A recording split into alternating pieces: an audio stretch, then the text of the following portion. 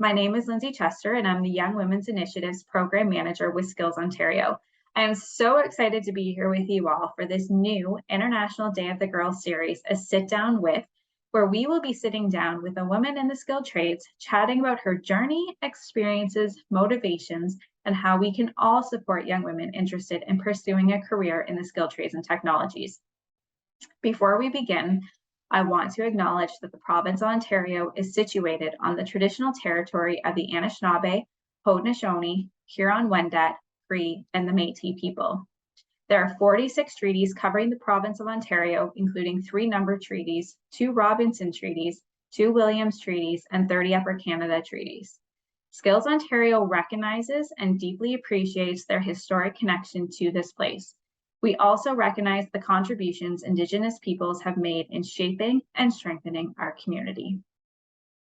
Our International Day of the Girls celebration event would not be possible without the support of our many partners and event sponsors. We would like to thank our Skills Ontario sponsors, the Government of Ontario, as well as our program sponsors, General Motors and Magna International.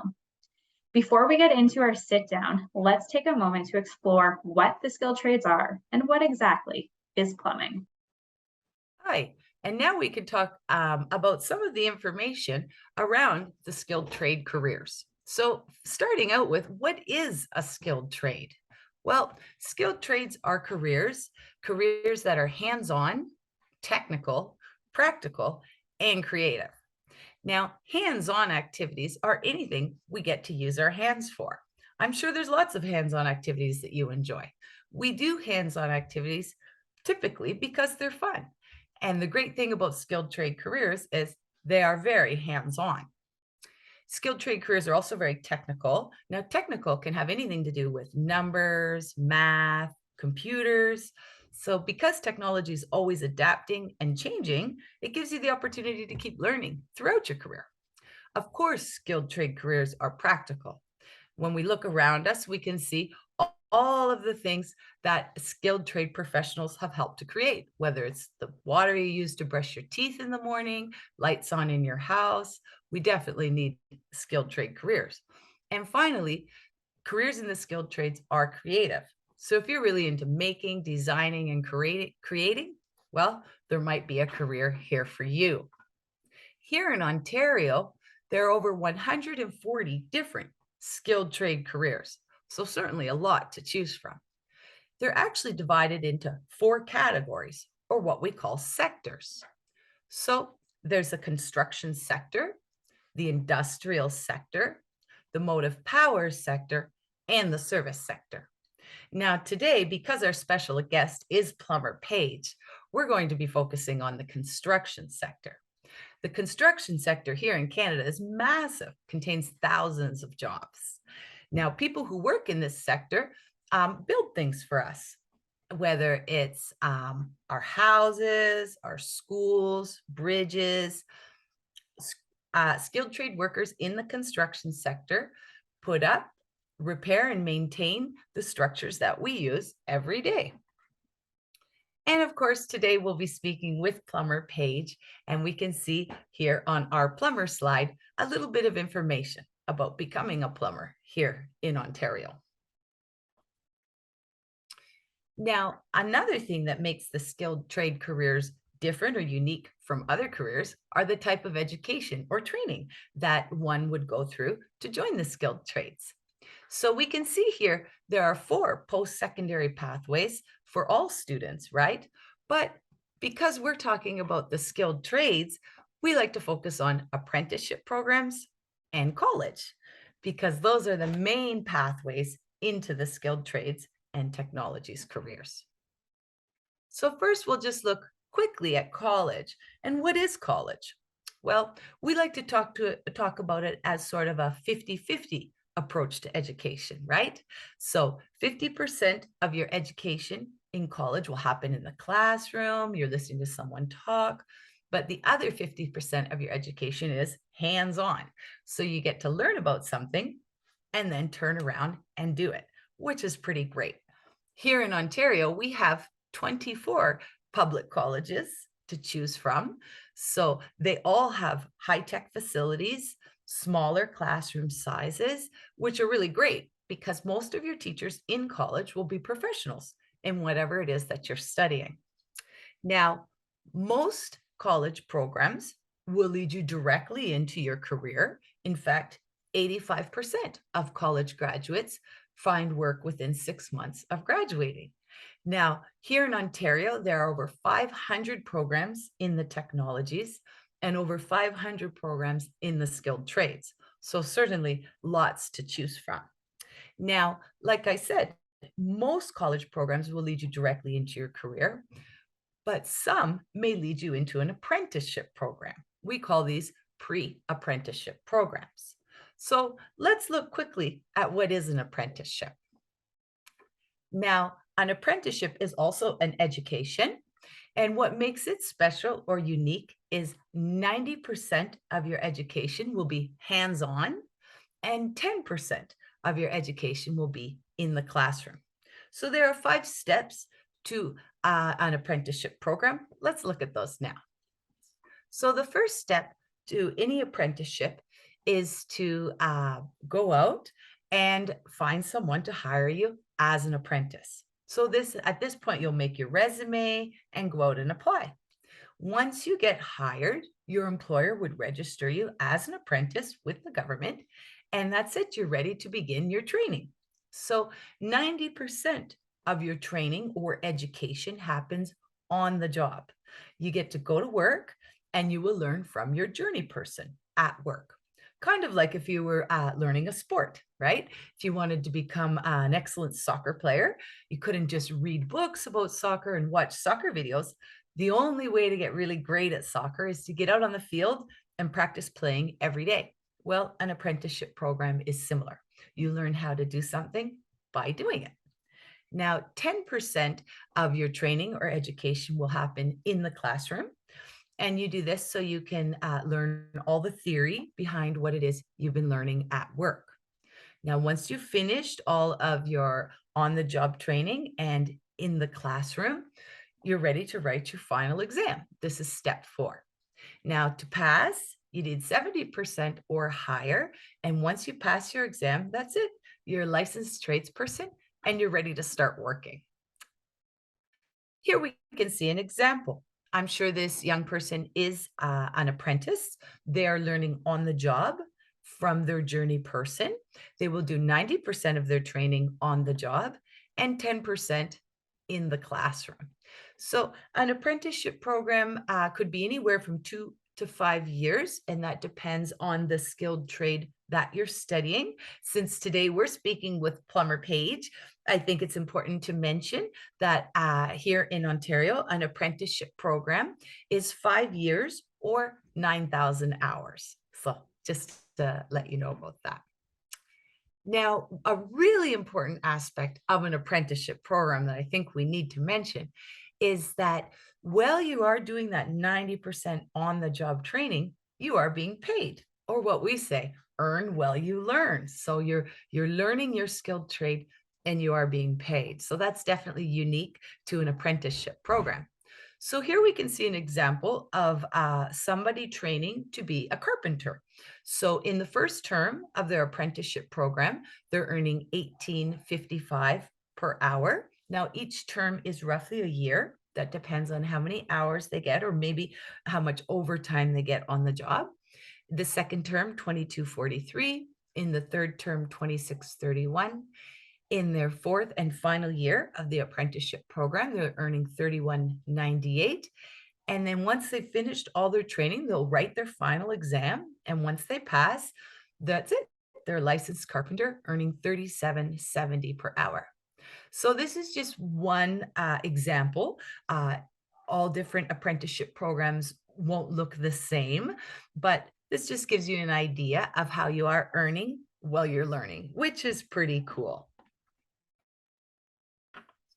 Now, I guess finally is why? Why are we here speaking with students about the skilled trades? Why would you want to consider a career in the skilled trades?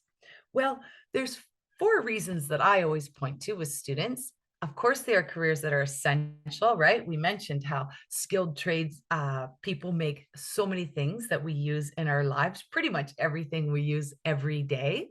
They are in demand careers.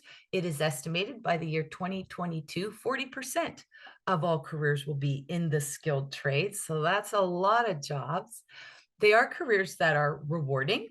Now, we might have different ideas of what we consider rewarding, but I think we can all agree that a comfortable income and a job that we enjoy are two great aspects of rewarding. And finally, they are careers that are safe. I know we often believe skilled trade careers could be dangerous, and while there are some that are more dangerous than others, one thing that all skilled trades have in common is the focus on safety and workplace safety. So they are careers that are safe. So there's just a little bit about what are the skilled trades. And I hope we're all ready to listen to Plumber Page. So thank you very much. So let's get started. I am so excited to be here with a very talented and inspiring young woman. She's currently studying construction management, is a plumber, an author, and an advocate for young women. So please welcome Plumber Page, Paige Knowles. Hi, everybody. Hi, Paige. Thank you so much for being here with us today. Yes, and thank you for having me. Perfect. All right, so we're going to kind of jump right on in. So can you tell us a little bit about who you are and what you do? So you gave a really great introduction. I am Paige Knowles, but most people know me as Plumber Page. Right now I am studying construction management at a community college, but in high school I studied the plumbing and heating. I studied in the plumbing and heating lab during high school, so that's a little bit of background about me. Okay, so you're doing those things in high school. So here in Ontario, we have technology courses. So was it more just like a class that you kind of got to take? Did you get to do any like outside experience with that, like placements on the job? So there were different opportunities that I could have followed. I personally did half day at tech school and half day of my academic classes. And during the half day of tech school in my junior and senior year, I was able to go out and work with a company. So I was getting paid during school hours to go work and learn the skill and then also take my classes. Which is honestly a huge benefit because who wouldn't want to get paid to learn, right? Yeah. So what drew you to plumbing? So there's a big background story to this, but I'll try and keep it as short as I can. My parents are real estate investors, so I thought when I grew up I wanted to own houses like them. But we would personally do a couple of the renovations, and as kids we would just do small things like painting and spackling, but it got us used to working with our hands. And I thought going to tech school would be beneficial just to learn a couple of hands-on tricks and learn how to do a couple of things, not to follow it as a career path. But when I went there, it was just so much fun and I loved everything about it. So I decided to stick with it and work for a plumbing company. I was there all 4 years of high school. It was the most fun. That is super cool. And I like how really the journey started at home with those small little projects. It's kind of nice seeing kind of how something like that, where you might not think about it, can kind of move you into that path. So kind of still alluding to that a little bit more, what do you like about the plumbing trade specifically? So I did rotations in electrical, plumbing, and HVAC. And the thing that drew me to plumbing the most was how beneficial and how much you can see the improvement. So if something's clogged or if something isn't running, you go in and personally do the job and make it work again. So you're kind of like the superhero is what I like to say. You're saving the people. You're doing something that they need access to. So I just love how rewarding it is to be able to do something like that. No, that makes sense. I like that analogy there. Superhero. That's really cool. And again, that's kind of slightly, you could kind of like hinted at that in a way too. Like you're doing something that we use on a regular basis. So like you're somebody who is in need to kind of, make sure that all those things are working properly, and you're coming in to save the day to make sure that we still have that running water. And yeah, I like that analogy. uh, So kind of moving on, so we're going to kind of move a little more into kind of what we like to say, some serious questions, Mhm. and kind of why we're here today as well, right? So why do you think there is such a stigma behind women joining the skilled trades and technologies? I really think that the stigma around women joining these trades is because it hasn't been like that in the past. I don't think there's anything wrong with it. And if you see a woman out on the job, it's usually super empowering and motivating. And there's never really bad stigmas around it once they're in it. But because it's not as normal, it's just unusual to see it. I don't think that there's anything bad about women being in the trades, obviously, because I'm one of them. I think it's really beneficial, and I think there should be more people in the trades, especially women. But I think it's just unusual, so people kind of question it a little bit more. Yeah, I think that's a really good way to look at it. And, that's something that we strive to do as well within our organization is to try to promote these. But you hit the nail on the head. There's really not a whole lot of women in the industry. Specifically in Canada, about 5% of tradespeople are female. So it is very, very underrepresented. So that also kind of now ties into that next question, right? Because we want to encourage young women to join these careers. And it's not just about women encouraging women, but it's also having those male allies as well. So why is it important for a male influencer, so let's say a father, a brother, an uncle, or friends, for example, to support women interested in entering the skilled trades and technologies? I think a support system in general is very, very, very important because even if you have one person who says something negative to you, that sticks. So I had a couple of guidance counselors who did not support me going into the tech school, and that really stuck with me, and it made me question if that's something that I really wanted to do.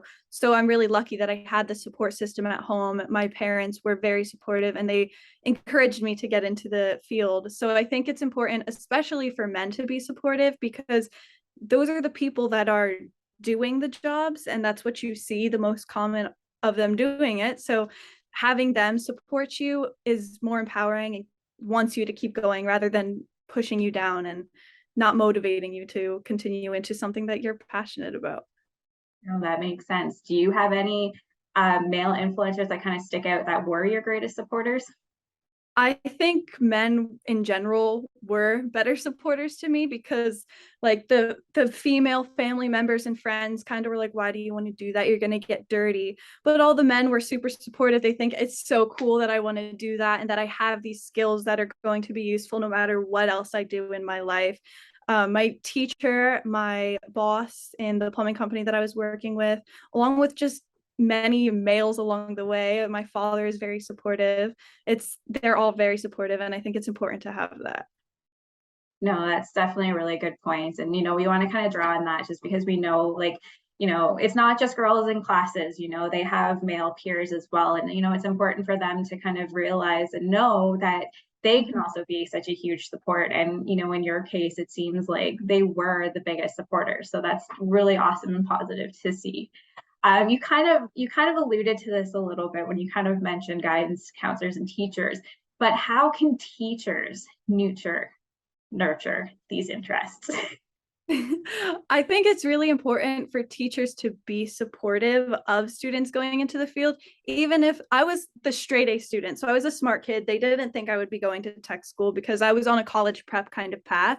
And I don't think it has to be either or tech school or college. So if teachers are just a little more supportive and saying you don't have to just choose college to be successful in life, you can go to tech school, you can learn these skills, these hands-on skills, because it's way more rewarding. You'll probably get paid more and it's very necessary. So I think just being supportive in any way is way important because there are teachers who aren't, and that's what stops us from continuing on and growing in the industry. I don't think that they need to do any huge steps. They just need to be supportive of letting the student follow what they want to do.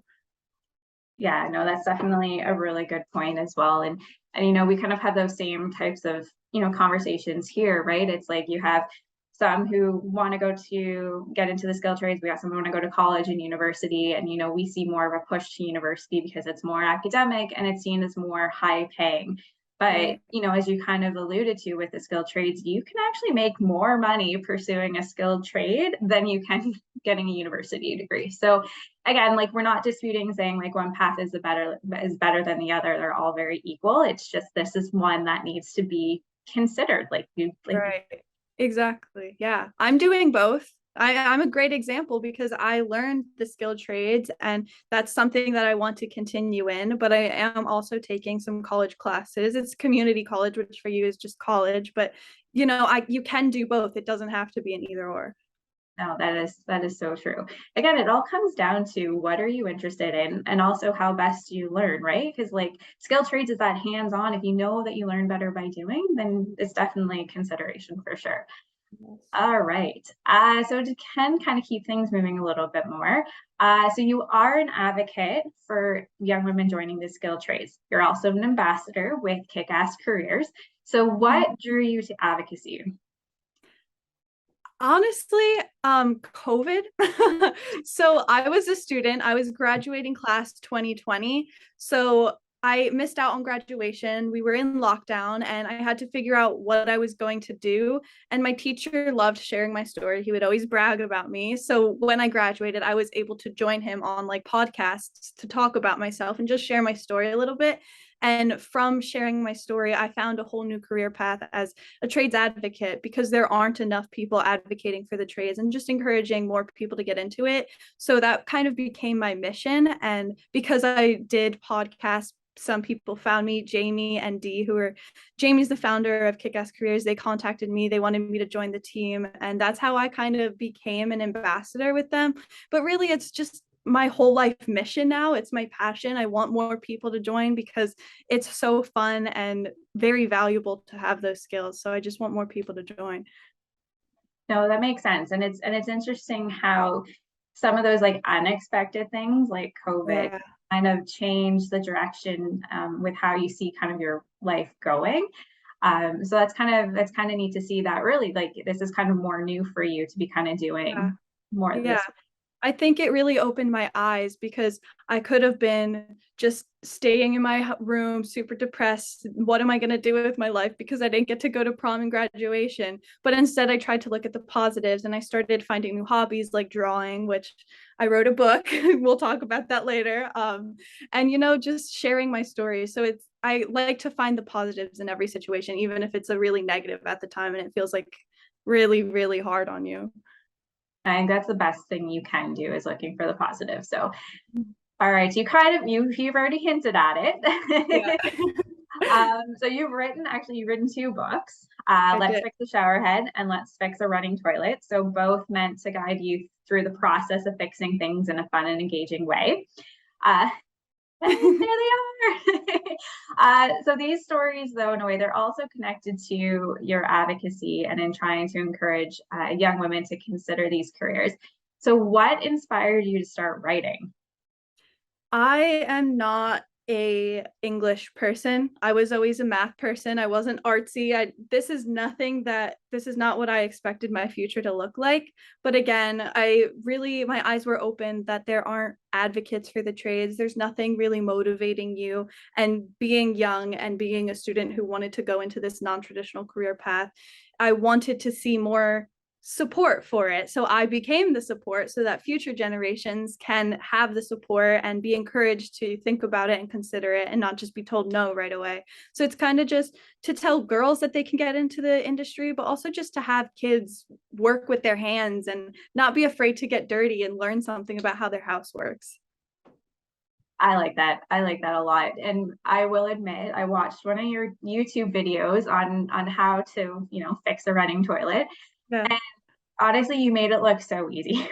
And I think that's what we need, right? So like your books, like your YouTube videos, like it provides a perspective into these careers. Like they're challenging in their own way. So I'm going to retract that.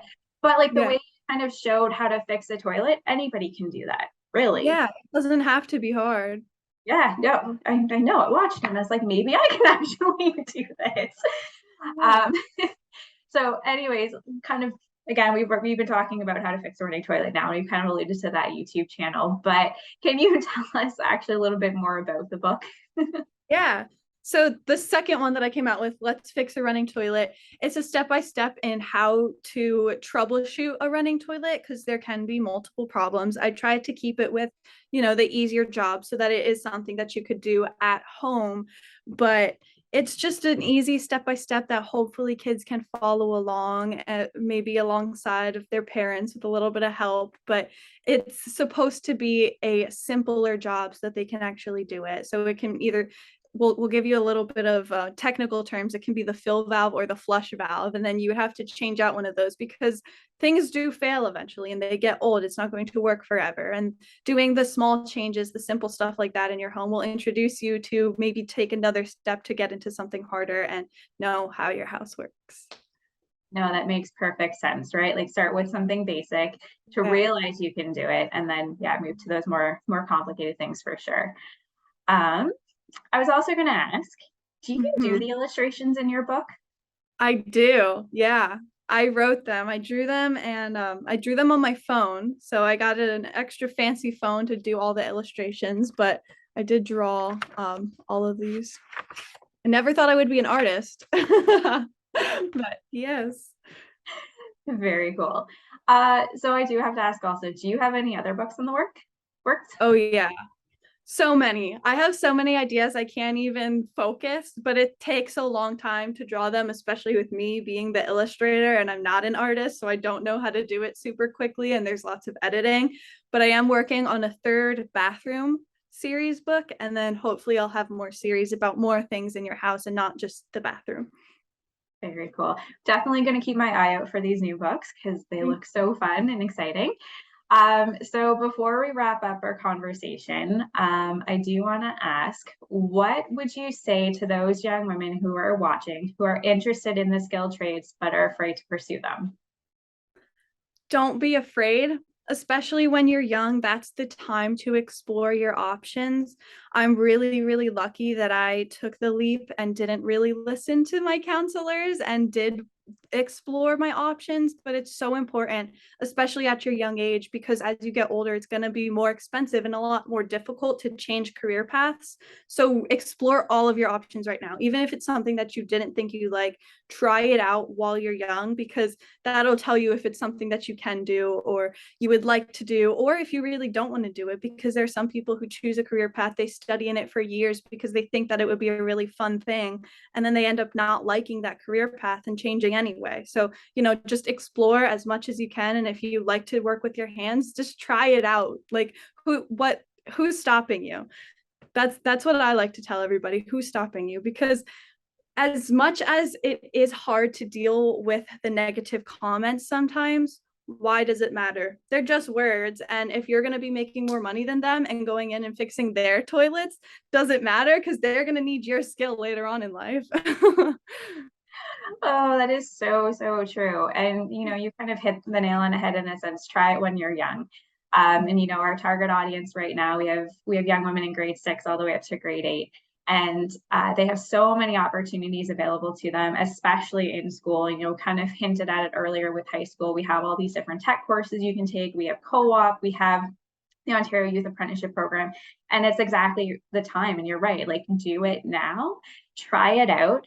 It's free to do while you're at school. And you know what? You might find something that you didn't know was of an interest that is now of an interest.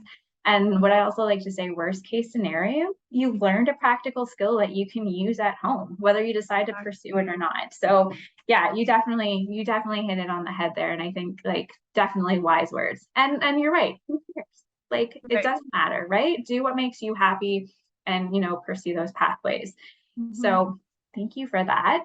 And thank you so much for being here with us today. It's been an absolute pleasure talking with you about your journey, your experiences, and your motivation. So you are truly an inspiration and a difference maker. So thank you so much for being here. Thank you so much for having me and letting me share my story. And thank you to everybody listening. I hope you found some inspiration in it to go explore your options and just follow your passion. I always like to share this little tidbit of information. 1/3 of your life is spent working.